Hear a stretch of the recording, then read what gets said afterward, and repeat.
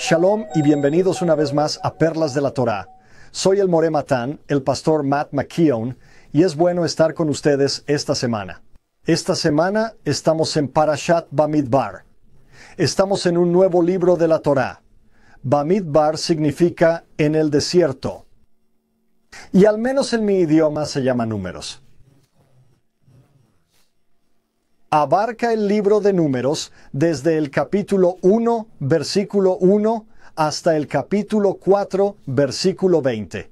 Y esta sección trata de la organización de la comunidad israelita en el desierto, su preparación para el viaje y su disposición alrededor del tabernáculo, los campamentos que hicieron alrededor del tabernáculo. Hoy tenemos un comentario detallado sobre esta porción en el que, como siempre, integraremos comentarios e ideas judías tradicionales junto con una visión judía mesiánica para cada uno de nuestros puntos. Como siempre, recitamos la bendición tradicional por el estudio de la Torá. Bendito seas, Señor, Dios nuestro, Rey del universo, que nos has santificado con tus mandamientos y nos has ordenado que nos ocupemos en la Torá. Punto número 1. El censo de los israelitas. Comenzamos esta porción de la Torá con un recuento, con un censo. Y nuestros sabios nos dicen que esto es una prueba de que Dios se preocupa por los israelitas. Los hijos de Israel fueron contados varias veces, por ejemplo, antes y después del pecado del becerro de oro. Pero varias veces fueron contados por Dios, a través de Moisés, por supuesto, para ver cuántas personas había y cuántas, en este caso, de cada tribu. Así pues, tenemos un censo detallado de todos los hombres de Israel. Hombres en edad militar. Rashi comenta que este censo muestra el amor de Dios por los israelitas al contarlos con frecuencia, como acabo de mencionar, después de acontecimientos significativos. El recuento subraya la importancia y la individualidad de cada persona de la comunidad. En cuanto a una visión mesiánica, las parábolas de Yeshua a menudo subrayan el valor de cada individuo, como la parábola de la oveja perdida. Todos conocen muy bien este relato. Había un pastor que tenía 100 ovejas, pero una se perdió. Dejó las 99 y fue en busca de la oveja descarriada. Esta es una lección objetiva de lo mucho que nuestro Dios se preocupa por nosotros. Cada uno de nosotros tenemos un valor. Recuerden, Yeshua dijo que Dios sabe cuando incluso un gorrión cae al suelo, y también nos dice que somos más valiosos que muchos gorriones. Así que esto nos muestra en Lucas capítulo 15, del 3 al 7, que cada persona es preciosa para Dios, reflejando la atención individual que Dios dio a los hijos de Israel durante el censo. He mencionado antes, un par de veces en este ciclo de la Torá, sobre el peligro de contar a la gente si tratamos a las personas como trataríamos a un rebaño de animales. Recuerden, existe esta instancia específica en la Torá donde se establece que cada uno da medio ciclo. Hablamos de esto hace un par de meses. Todo el mundo da medio ciclo y se cuentan los ciclos y entonces sabemos cuántas personas hay. Muchas veces la gente pregunta, y lo hemos tratado antes este año, mucha gente se pregunta, ¿por qué se enojó Dios con el rey David cuando contó a sus hombres? Bueno, la razón que nos dicen nuestros sabios es que las personas no son posesiones como un rebaño de animales. No contamos a las personas como si fueran suministros, como si fueran cosas. Y por eso, cuando se da el medio ciclo, no se cuentan a las personas, sino que se cuentan las monedas. Cada persona tiene tal valor que no las tratamos como objetos. Esto es algo que debemos recordar. Veamos el número 2, la distribución de las tribus. Las tribus estaban distribuidas en un orden específico alrededor del tabernáculo, según el capítulo 2 de nuestra porción de la Torá. Sin embargo, la posición de cada tribu no era arbitraria. Representa su papel y su significado dentro de la comunidad, como se discute en varios midrashim. En cuanto a la visión mesiánica, la ubicación organizada en torno al tabernáculo prefigura el orden en el cuerpo del Mesías, donde cada miembro tiene un papel y una función específicos basados en los dones que cada uno ha recibido. Vemos esto en 1 Corintios capítulo 12, versículo 18. Yeshua es la piedra angular que mantiene todo unido, reflejando la posición central del tabernáculo.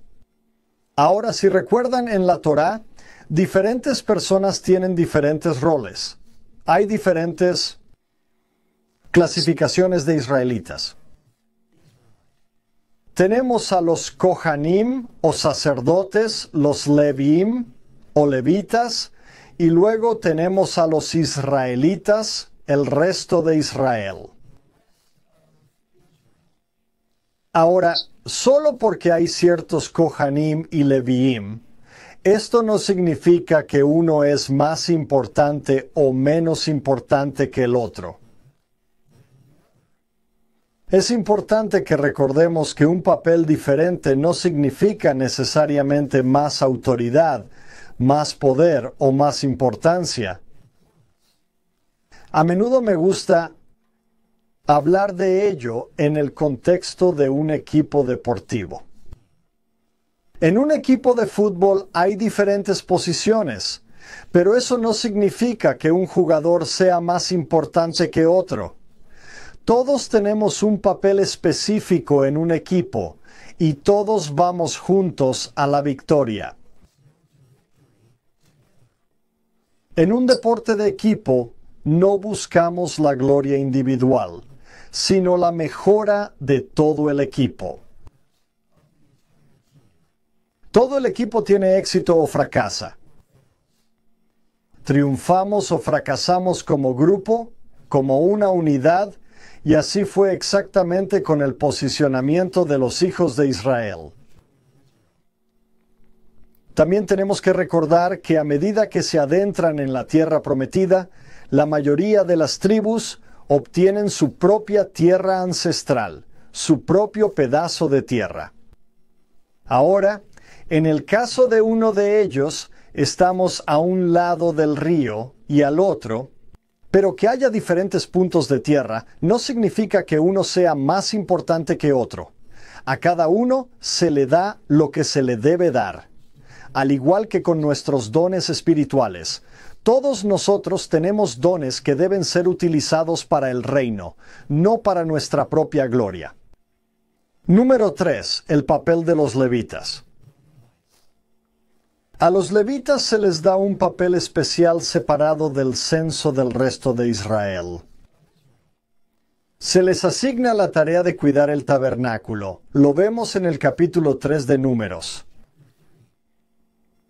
Sus deberes simbolizan el servicio espiritual y la devoción, como se detalla en el Talmud en Baba Batra 1.21b. En un sentido mesiánico, esto refleja el papel de los creyentes bajo el nuevo pacto, y se nos describe en Primera de Pedro. A los que somos judíos y a los injertados, se nos dice en Primera de Pedro 2:9 que somos un sacerdocio real dedicado a servir a Dios y a sostener su santuario. Y el santuario, al menos por ahora, es espiritual, ya que el templo no existe en la actualidad. Así que por hoy, de un modo midrashico. Somos como el templo. Somos piedras vivas en el tabernáculo de Dios. Oramos todos los días, varias veces al día, para que el templo sea reconstruido y la presencia de Dios vuelva a Sión. Que sea pronto y en nuestros días. Número 4. La redención de los primogénitos. En el capítulo 3 de Números, versículos 45 al 51, tenemos esta ceremonia muy especial que se llama Pidión Haben, o la redención de los primogénitos. Veamos. Originalmente el plan era que el primogénito varón de cada familia estuviera en la clase sacerdotal. Sin embargo, después del pecado del becerro de oro, la tribu de Leví, que no participó en la adoración del becerro de oro, recibió el sacerdocio. Por lo tanto, todo primogénito pertenece a Dios. Y así cuando hay un primogénito varón, ese primogénito pertenece al Señor y por lo tanto debe ser redimido. Hay una ceremonia especial en la que se entregan 5 monedas de plata a un cohen. Y el rabino dice una parte de la liturgia. Y el cohen dice algo. Y el padre del niño dice algo. Y ese dinero, esas monedas de plata, se entregan para redimir a ese niño. Las monedas se entregan al cohen. Esta es una ceremonia muy maravillosa y hermosa, y es un acto que tiene profundas raíces en la tradición judía. Aprendemos en la yeshiva que esto es exactamente lo que sucedió con el bebé Yeshua cuando fue llevado al templo. Había un hombre allí llamado Simeón o Shimón, quien obviamente es un sacerdote, porque sostiene al niño y pronuncia una bendición sobre el niño. Sin duda, la ceremonia es similar, si no exacta, a la actual. Y el sacerdote preguntaba, ¿queréis dejar a este niño en el templo para que esté al servicio del Señor? ¿O les gustaría pagar el precio de la redención para que puedan quedarse con el niño?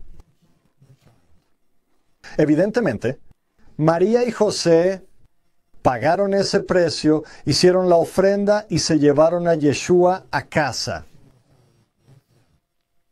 Esta ceremonia refleja el derecho de Dios sobre el primogénito que se menciona en el libro del Éxodo.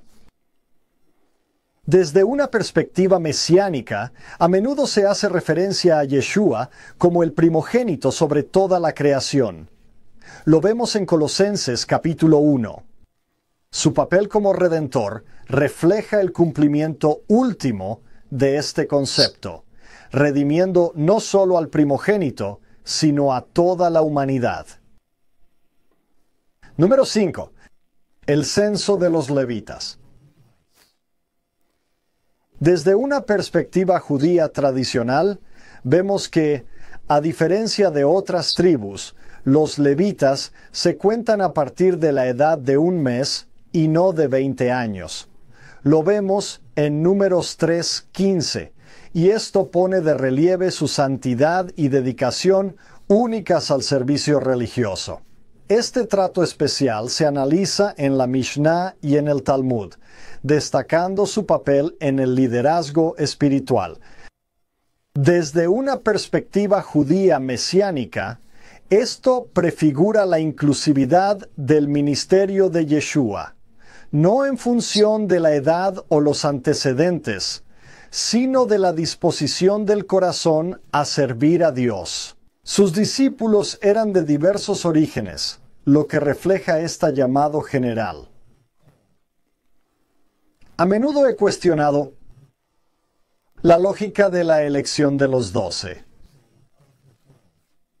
Vemos diversos orígenes. Algunos eran pescadores. Uno era un recaudador de impuestos, otro era un fanático. Tenemos otros que tenían diversos antecedentes. Hay una vieja tradición que Judas Iscariote era muy culto. Tenía mucha educación. No parece importar el trasfondo de la persona. Yeshua incluso llama, en un par de casos diferentes, a discípulos de la misma familia.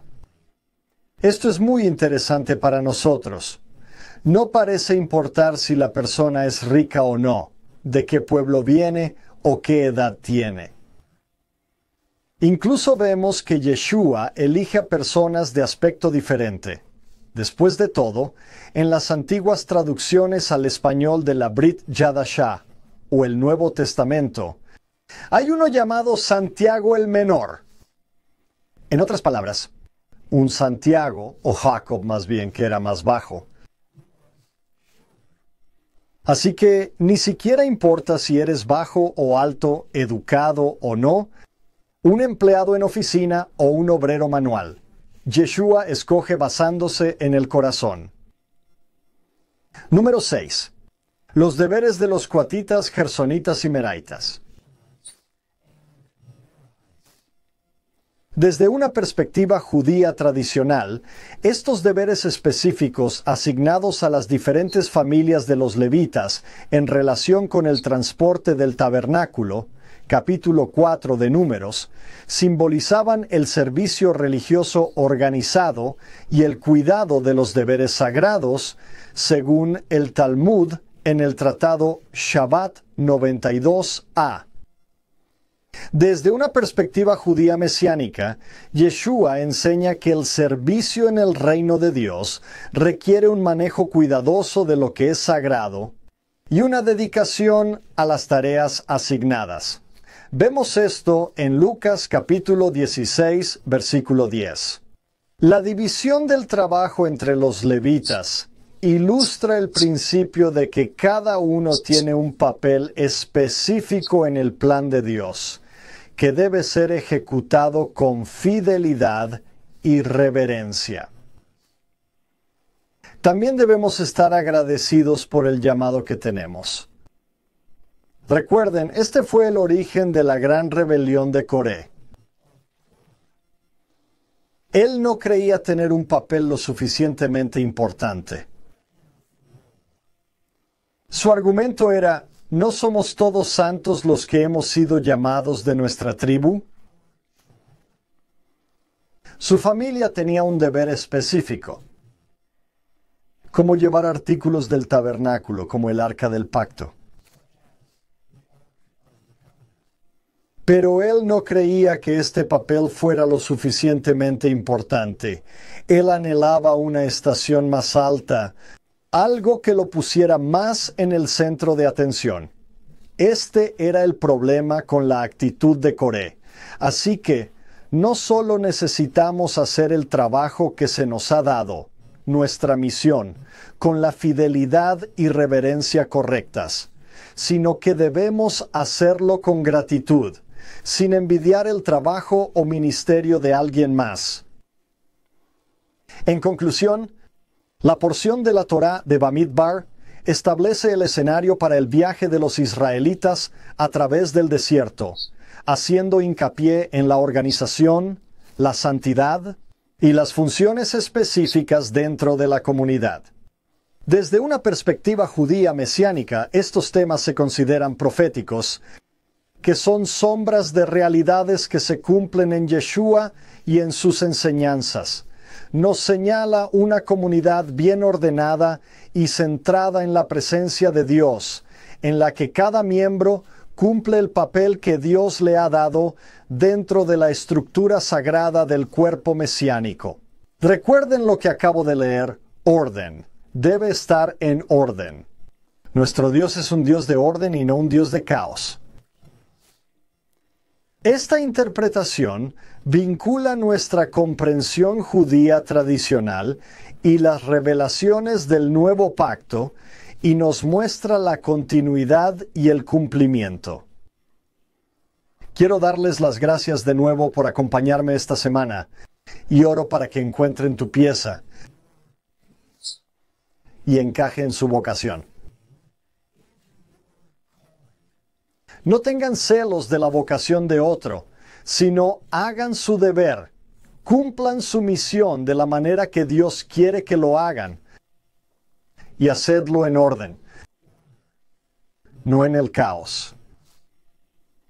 Gracias una vez más por acompañarme. Oro para que Dios les bendiga y a sus familias. Shalom y Kol Tuv.